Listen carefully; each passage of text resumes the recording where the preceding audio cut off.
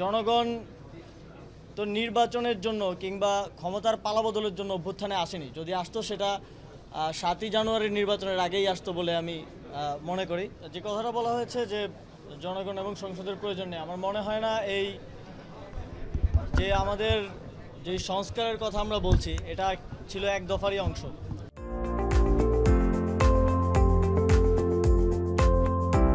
যে ফ্যাসিবাদী ব্যবস্থার বিলোপ, এক দফার যেই শেষ অংশটা।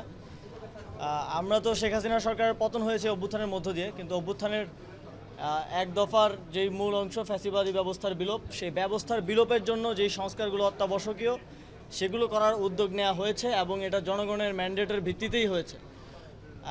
জনগণ তো নির্বাচনের জন্য কিংবা ক্ষমতার পালাবদলের জন্য অভ্যুত্থানে আসেনি। যদি আসতো সেটা 7ই জানুয়ারির নির্বাচনের আগেই আসতো বলে আমি মনে করি।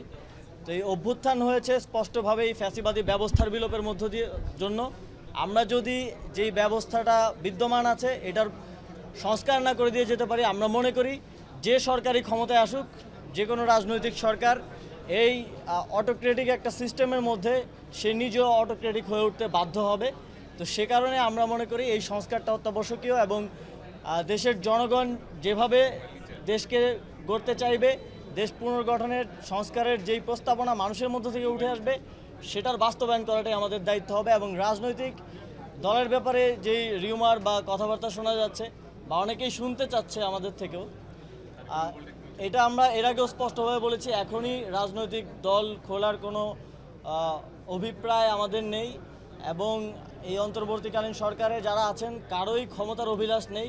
আপনারা জানেন সবারই যার যার পেশাগত জীবন আছে এবং সবাই সেখানে ফিরে যেতে চায়, কিন্তু দেশের মানুষ একটি অভ্যুত্থানের মধ্য দিয়ে যে দায়িত্বটাই অন্তর্বর্তীকালীন সরকারকে দিয়েছে সেটি যথাযথভাবে পালন করে মানুষের সেই আশা আকাঙ্ক্ষার প্রতিফলন ঘটিয়ে একটি নির্বাচনের মাধ্যমে একটি গণতান্ত্রিক সরকারের হাতে ক্ষমতা হস্তান্তর করাই আমাদের লক্ষ্য। আমি জানি না আপনার কাছে আপডেট আছে কি না। গত শনিবার আমরা বিজেএমইতে 3 জন উপদেষ্টা সহ আমাদের পুরো টিম সহ একটা আলোচনায় ছিলাম এবং রবিবার থেকে